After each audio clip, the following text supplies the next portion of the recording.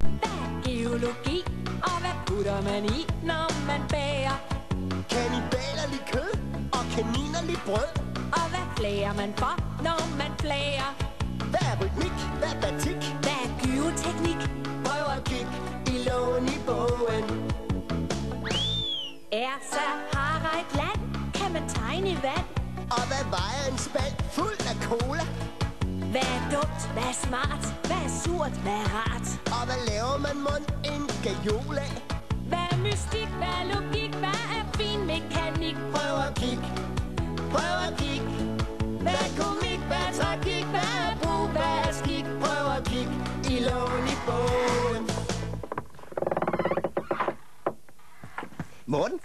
Morten, hvad for en farve synes du så, vi skal male vingerne? Røde? Det kan vi da godt. Udover det hele? Det kunne man godt. Vi var lige enige om, at den skulle være gul. Nå ja, men så glemte du da bare lige at spørge Morten. Det kan da godt være, men han protesterede der ikke før. Nå nej, men så kunne man da bare male noget af vingen rød, og noget af den gul. Kunne man ikke godt gøre det måske? Og det kunne man godt, men nu synes jeg altså tilfældigvis, at den skal være gul. Så må vi lave en afstemning. Ja, fint, så stemmer jeg på, at den skal være gul. Nej, det skal være en hemmelig afstemning. Hemmelig? Ja, nu skal du se. Så får man lige hver et stykke papir her, og en blyant. Tak. Sådan, også dig, Morten. Værsgo, og så skriver man lige, hvad for en farve ned, man godt kunne tænke sig, der lige vandt, ikke også? Ja, jeg ved godt.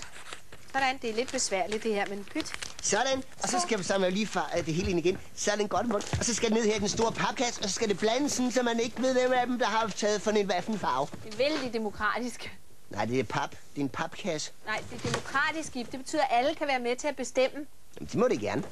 Okay, så går vi i gang, og her er der lige en stemme, der siger gul. Ha, tada, tada, tada. Og her er en stemme, må vi se denne, der siger rød. Tada, tada, tada. Ej, det er næsten ikke til at bære. Det kommer den sidste, den siger grøn. Grøn?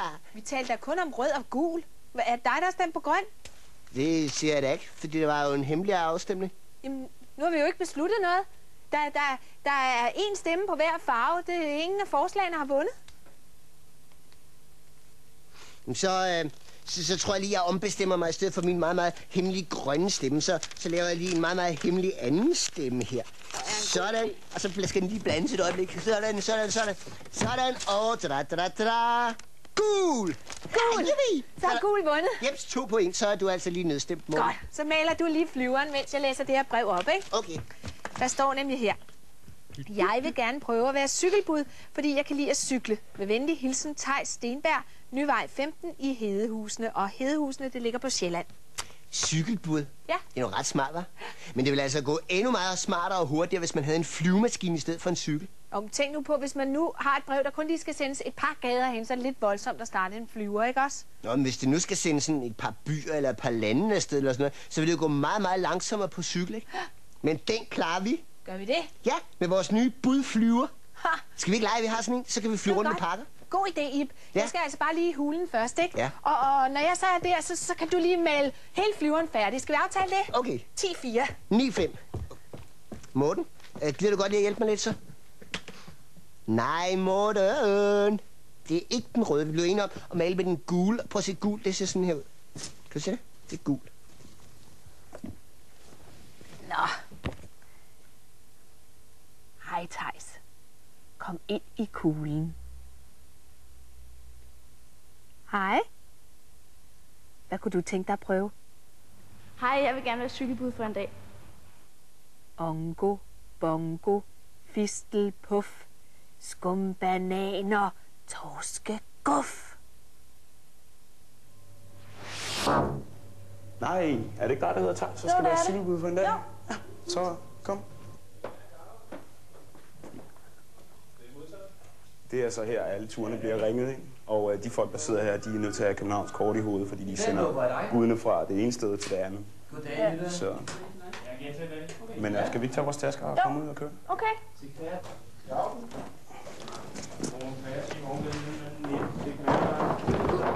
Træk lige ind til siden, hun kan komme på. Nå, det er lige meget, vi kører stærkere end hende. Okay. Jeg skal lige vide noget om de ting, man kalder op under, og hvad man siger, og hvordan. Ja. Det er altså, når du skal kalde op, så kalder du op med dit navn, vil jeg sige. Så kalder du op, siger du Theis. Ja. Og det skal du helst gøre, når der er frit på nettet. Ja. Og så siger du så Theis, og så hvis der er tid til, at du skal snakke, så kalder han dig op. Og så skal du altid huske at tale kort og klart i radioen. Man kan sige, ej, skvæde, den passer ikke så godt på mig, den tur. Så må man hellere have den solgt. Eller, skvæde, det var en rigtig fed tur, jeg fik. Ja. Det er sådan hip som harp, altså. Den blå går dig, her. Ja, goddag, Tina. En lynhaster. Hvor skulle den hen, siger du? Til planetariet. Jamen, det klarer vi. Okay, hvem har sendt dig?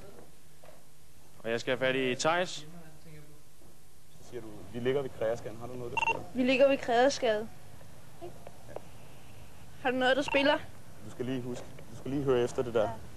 Jamen Theis, skal I ikke køre Kreasgaden Frederiksberg lige 15, og der ligger en haster til planetariet? Modtaget. Godt, Fred. Perfekt.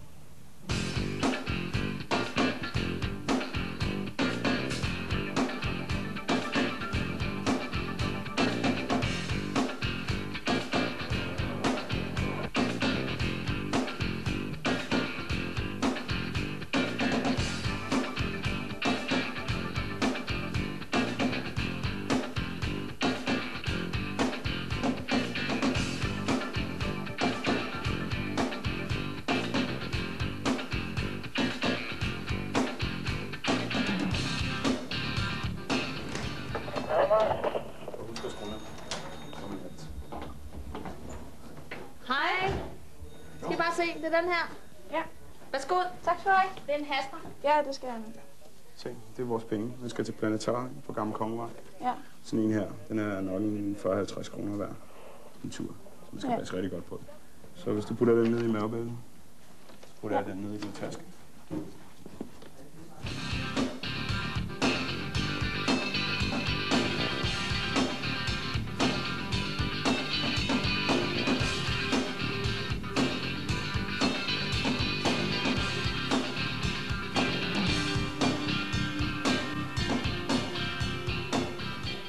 Låser du din cykel tit? Eller låser du din cykel? Kun når man skal være indenfor i lang tid. Okay. Ja. Okay, tak. Hvor er det nu fra? Det skal du også lige huske at sige. Ja, tak skal du have. Ja. Altid. Hej. Okay, ha' en god dag. Ja, tak.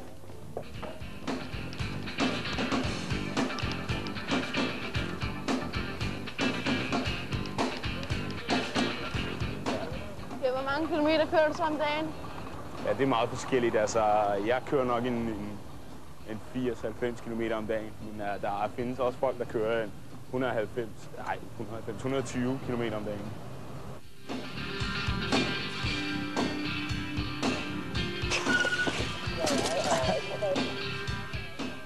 Jeg skal til at hjemme i Space. Farvel. Ja, farvel. Vi ses. Hej. Hej.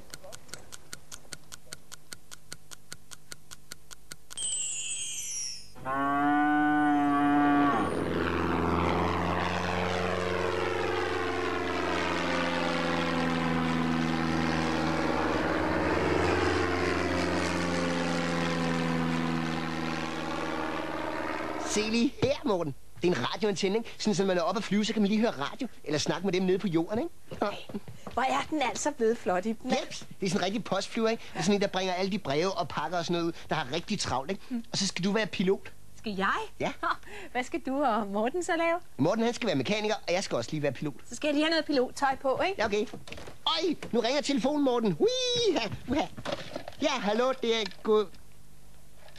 Jeg har glemt at finde ud af, hvad vi skal hedde. Og jo, nu skal jeg bare... Ja, goddag, det er Ibs Luftpost og Company. Og Morten? Ja. Når vi skal komme og hente en pakke, men det klarer vi da lige med det vunds. Søster, der er en, der hedder Mette Wunds, der siger, at vi skal hente en pakke i Dalvilla by, og så skal vi flyve den til Ibstrup, ikke? Og hvis du nu flyver den ene vej ud, så flyver jeg den anden vej hjem. Skal vi ikke aftale det? Så lad os komme afsted. Okay. Hop ombord. Jeps. Sådan. Er du klar? Jeg er helt klar. Så skal jeg lige have fat i kontroltårnet. Okay. Lige et øjeblik her. Ja, hallo. Det er søster her. Ja, jeg anmoder om tilladelse til at starte. Ja, værsgo, søster. Du kan bare flyve. Tusind tak. Vi gør klar til at lette. Okay.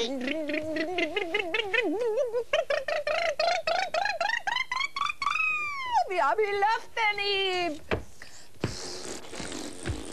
Hey, Ib, hvad laver du? Jeg skriver lige. Nej, hop ombord. Du kan da ikke skrive, mens vi flyver. Jamen, jeg sidder bare på en sky, siger vi så. Nej, hop nu op, Ib. Hvad skriver du? Jeg skriver lige ilk. Ilk? Ja. Hvad betyder det? Det betyder Ibs, Luftpost og kompagni. Nå, skynd dig nu op, ikke? Ja, så nu er jeg oppe. Så nu er vi lige ved at være der. Er du klar? Jeg er helt klar. Goddag, det er søster til kontroltårnet. Ja, goddag, søster. Ja, jeg vil gerne have en landingstilladelse. Jamen, den har de her. Vær så god, bare land. Jeg prøver lige at lande på den mark derhen. Er det i orden? Det er helt fint. Okay. Er vi ved at være der? Vi er landet! Okay, så er der jo huja! Huja! Goddag. Er det dem, der skal have bragt en pakke til Ibstrup? Øj, det er ellers en ordentlig en, skal jeg lige hilse og sige. Øj, det er ellers op, bare. Nå, søster, så er det mig, der skal flyve, så hvis du lige sætter dig om bagved med pakken. Med pakken? Ja. Skal jeg sidde med den? Ja, det var det, vi havde aftalt. Du skulle flyve ud, og jeg skulle flyve hjem.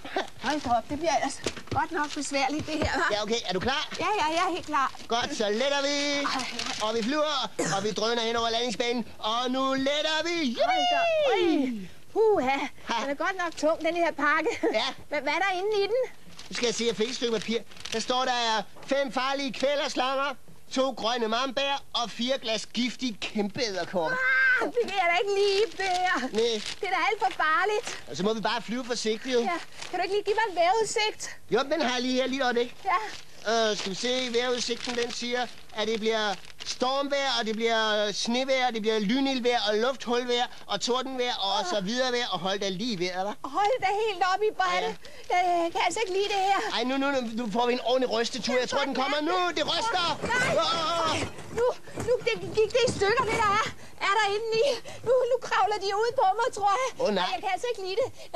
Jeg tror, jeg springer ud i en faldskærm, Ib. Er det så ikke smart at bare smide kassen ud i en faldskærm? Jo, god idé. Kan du ikke lige hjælpe mig? Jo, her hurtigt, jeg kommer en faldskærm. Ej, hvor er det altså vemmeligt det her. Jeg kan mærke, de kravler derinde. Jeg redder dig nu, Så er du ude nu. Er du klar? 1, 2, 3. Ja, det er Sejt. så skønt der at flyve, så vi kan komme ned. Så lander vi, okay? Og vi lander. Dunk. Så er vi landet. Det var godt. Ej, nu ringer telefonen igen.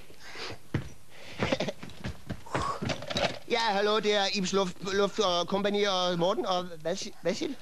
Deres pakke? Men den er vi det smidt ud. Men det er fordi, det blev tordenvejr og snevejr og alt sådan noget. Og så, jamen, så hey. Han blev rigtig sur. Ja, nu må jeg lige tage denne her. Hallo? Jamen det var... jamen det var... hold da helt op. Han var sur, ham her. Det lød som den samme, hva'? Ja, det var en bundmand. Var det også en bundmand? Ja, det var det ikke. Nå, ved du hvad, det var en bundmand, og pakken, den var røget lige ned i hans hønsegård, så hegnet var gået i stykker, og alle hønsene var løbet ud. Ej, hvad med slangerne? Ja, dem havde hønsene spist halvdelen af. Nej. Ja, så nu må du nok hellere ned og fange den anden halvdel. Hvorfor lige mig? Fordi jeg skal i spørgehjørnet. Ej, men det er sådan... Nå. Jamen, er du ikke god til at fange slanger, Morten? Nå. Og ved du hvad? Det lærer du altså hurtigt, du gør, Morten. Kom. Og så flyver vi.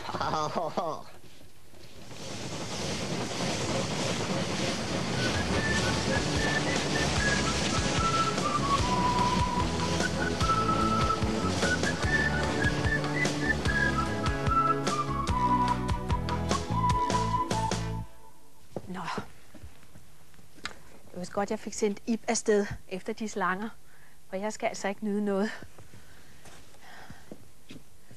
Lad os se. Her der ligger der et brev fra Lulu Johansen, Svend Gynges vej 30 i Brønshøj. Og Brønshøj, det ligger lige ved København. Og der står her. Hej, loven i bogen. Jeg hedder Lulu, og jeg er 5 år. Jeg vil gerne vide, hvordan en ørn spiser. Mange hilsner fra Lulu. Se, en ørn er en rovfugl, så den skal altså først på jagt for at få sit bytte.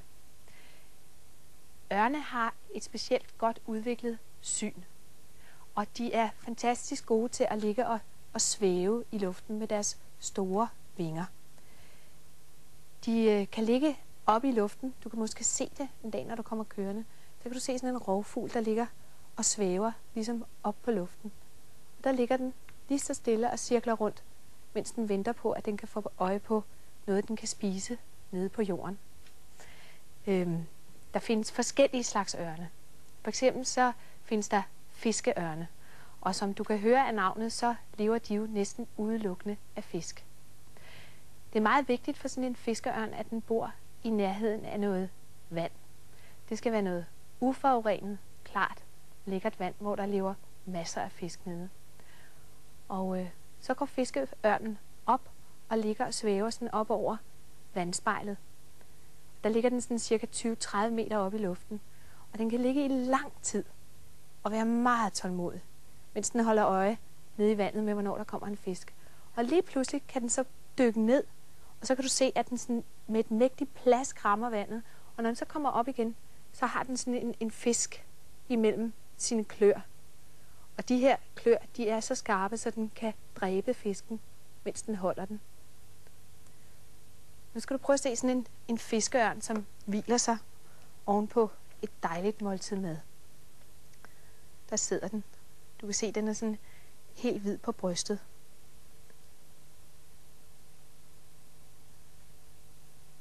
Og det var det, jeg fortalte om, hvordan de kan ligge og svæve i lang tid, sådan nogle ørne op i luften. Og nu dykker den ned. Det du ser der, det er en kongeørn. Den lever af forskellige dyr nede på jorden. For eksempel kaniner og harer eller skovhøns. Den er meget stor, sådan en kongeørn. Den har et vingefang på godt 2 meter. Og så er den meget stærk. Men det skal den jo også være, hvis den kan fange en hare. For eksempel, så skal den kunne bære den, løfte den og bære den. Og den skal også kunne dræbe den, fordi sådan en hare, den kan jo sprælle godt, når den flyver afsted med den. Der er ikke så mange ørne i Danmark, men det ser heldigvis ud til, at der er ved at komme flere. Man kan være heldig at se sådan nogle ørne, når de trækker sydpå om efteråret. Så kommer de op fra Sverige og Norge. Eller også så kan du se dem, når de kommer tilbage om foråret. Her der har jeg sådan en lille rovfugl. Det her, det er en spurvehø. Den er ikke så stor som en kongeørn. Den har heller ikke så store klør eller næb. Men det er en rovfugl. Så den skal altså også fange dyr. Så er der kommet et brev til. Og det lyder sådan her. Kære søster i spørgehjørnet. Jeg er en pige på 5 år, og jeg vil gerne vide, hvorfor en flyvemaskine laver en hvid streg på himlen. Jeg har en lillebror på 2 år. Han hedder Nikolas. Han tror, at en edderkop siger, wow! Kærlig hilsen, Christina Kulba, Fyrebakken 20 i Hillerød. Og Hillerød, det ligger i Nordsjælland. Det kan være, at nogle af de der edderkopper, de er så store som en løve, og det er derfor, de siger, wow! Ej, jeg har nu aldrig hørt det. Nu skal du høre, sådan en flyvemaskine, den laver sådan en hvid streg op på himlen, fordi det er vanddamp, der kommer ud af flyvemaskinen. Og det rammer så helt kold luft. Hvis du kigger op på himlen, og du kan se sådan en stor hvid streg, hvor det ser ud som om, der er en, der har malet med en bred tusch, så kan du være sikker på, at det er en flyvemaskine, der har lavet den. Denne her streg, den kommer først, når flyvemaskinen er oppe i 7 km højde. Der er nemlig minus 40 grader deroppe. Hvis du nu tænker på dig selv om vinteren, når du snakker, så kommer din ånde ud af munden, og det kan man jo ikke se, hvis det ikke er koldt. Men om vinteren, når det er koldt, så dannes vanddampen, den bliver fortættet, og så kan man se den, når den kommer ud og rammer den kolde luft. Og det er faktisk det, der sker, fordi i sådan en flyvemaskinmotor, der dannes der vanddamp. Og når den så bliver udstødt af flyvemaskinen, så kommer den ud og rammer den kolde luft. Og så er det, at den bliver hvid. Den bliver fortættet, og så er det, at du kan se det som sådan en streg efter flyvemaskinen. Jeg må hellere se at komme ind til Ibe igen og se, om han har fået fanget nogle af alle de der slanger. Huja! Jeg fik dig! Hvad Morten? Har du klaret de andre? Godt, så har vi dem alle sammen. Morten, skal vi ikke se en films? Hvad med dengang vi var på Gudenfloden, hva'? Okay, den kommer her. Blah!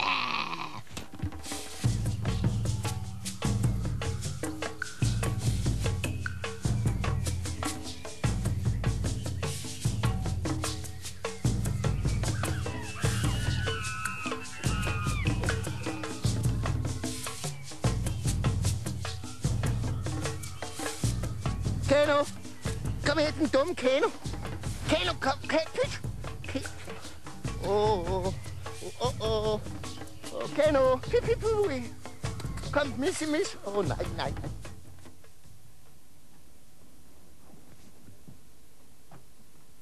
Dag, alle sammen. Så nu har søster været ude at rejse så mange gange, ikke? Så nu synes jeg lige, det var min tur nu. Egentlig så ville jeg have været taget til Afrika. Ned og kigge på elefanter og alt sådan noget, ikke? Men det var lidt for dyrt. Så nu er jeg taget til Gudenåen.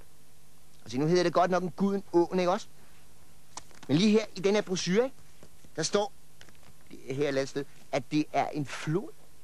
En rigtig flod. Prøv at se, Morten, lige derude. Er det ikke bare helt vildt? Så det eneste, der mangler for det, er rigtig, rigtig vildt og farligt, ikke? Det er faktisk nogle krokodiller.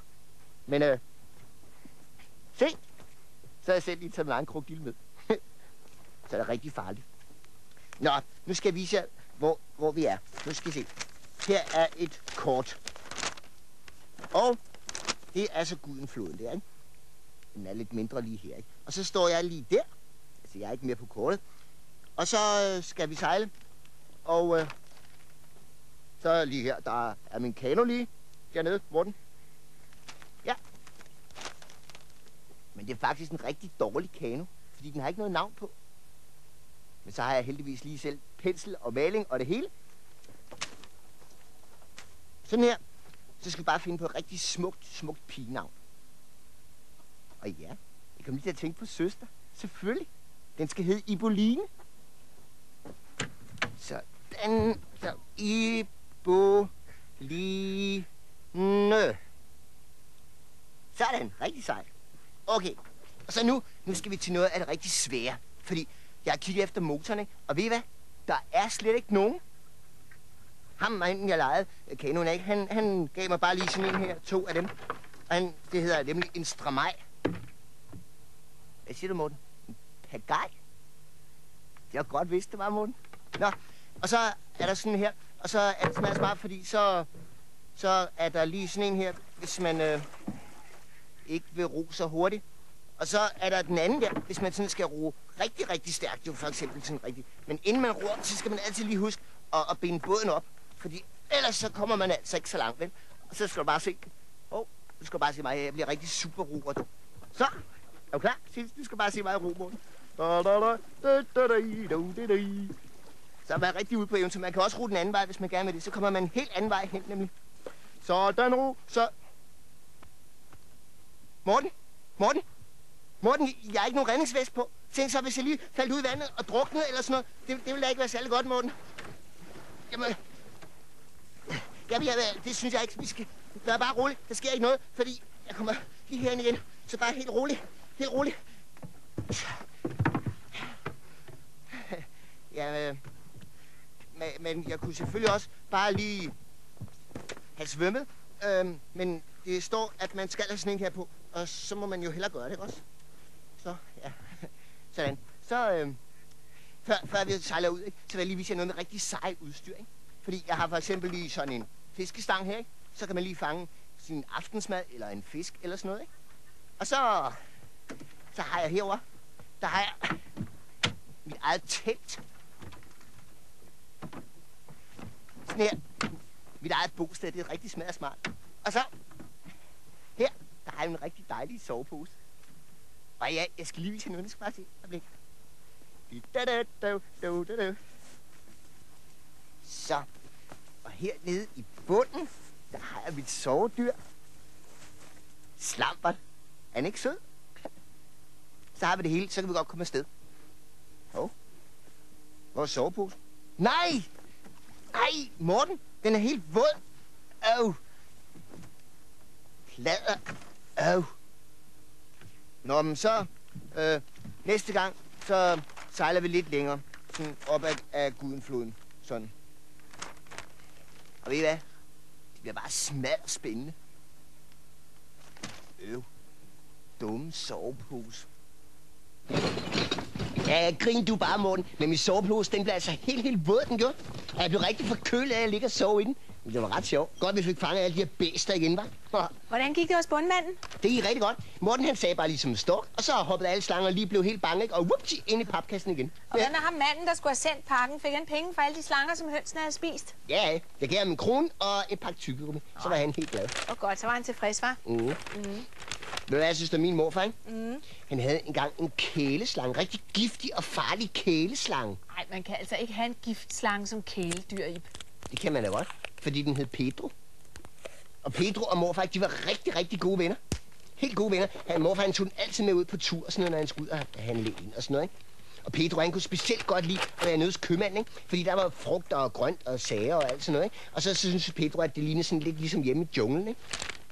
Så der kunne han rigtig godt. Og ved du hvad, så skete en gang, han var med dernede, ikke? Hvad så? Så skete det, så skulle morfar lige til at betale for sådan nogle radiser, ikke? Og så kiggede han ikke lige efter Pedro lige sådan med det samme, vel? Nej. Og ved du hvad, så skete? Nej, hvad skete der så? Så blev han bare væk. Nej. Jo. Hvad gjorde han så? Stak han bare af sådan, altså? Jeg stak af? Ja. Nej, jeg tror bare, han var ude at gå sådan en tur, ikke? Så morfar, han kunne slet ikke finde ham mere. Så løb de rundt og ledte alle sammen, ikke? Sådan grønhandler og morfar, de ledte og kiggede efter alle ting alle vejen, ikke? Men de kunne slet ikke finde ham. Så til sidst, ikke? Så stak morfar lige fingeren ned mellem sådan nogle store vandmeloner og sådan noget, ikke? Og så han ned så lige, haps! Jau, sagde morfar så, ikke? Og så havde slangen lige bidt fingeren midt over helt af. Ej, nu lyver du, Ib. Sådan en slange, den kan altså ikke bide en finger af, den kan ikke. Den har det tænder og alt sådan noget. Jamen, det kan den ikke. Hvad er det en, du leder efter? Men det er bare fordi, altså jeg har fundet alle slangerne, ikke? Men den der store grønne mamba, den har jeg altså ikke lige fundet.